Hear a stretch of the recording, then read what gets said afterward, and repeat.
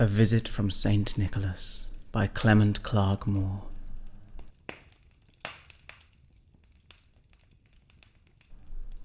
'Twas the night before Christmas, when all through the house not a creature was stirring, not even a mouse.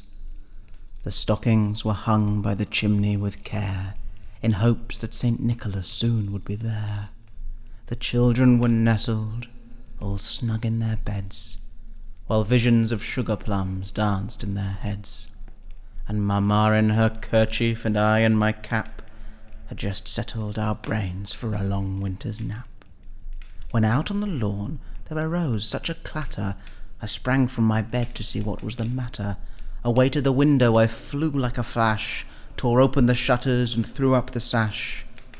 The moon on the breast of the new-fallen snow gave a lustre of midday to objects below, when what to my wondering eyes did appear but a miniature sleigh and 8 tiny reindeer, with a little old driver so lively and quick, I knew in a moment he must be Saint Nick.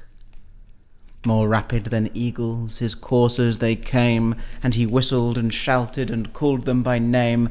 Now Dasher, now Dancer, now Prancer and Vixen, on Comet, on Cupid, on Donner and Blitzen, to the top of the porch, to the top of the wall, now dash away, dash away, dash away all. As leaves that before the wild hurricane fly, when they meet with an obstacle, mount to the sky, so up to the housetop the coursers they flew, with a sleigh full of toys and St. Nicholas too. And then, in a twinkling, I heard on the roof the prancing and pawing of each little hoof.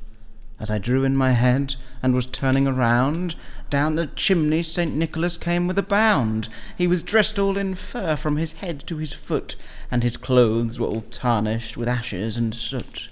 A bundle of toys he had flung on his back, and he looked like a peddler just opening his pack.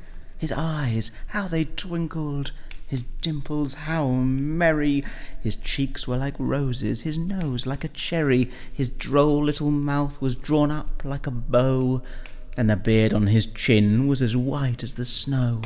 The stump of a pipe he held tight in his teeth, and the smoke it encircled his head like a wreath. He had a broad face and a little round belly that shook when he laughed like a bowl full of jelly. He was chubby and plump, a right jolly old elf, and I laughed when I saw him in spite of myself. A wink of his eye and a twist of his head soon gave me to know I had nothing to dread.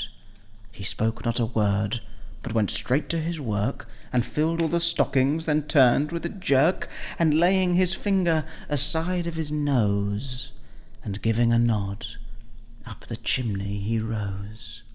He sprang to his sleigh, to his team gave a whistle, and away they all flew like the down of a thistle.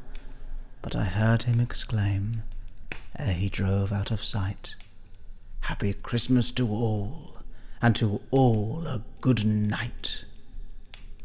Have a Merry Christmas and a Happy New Year. All the best.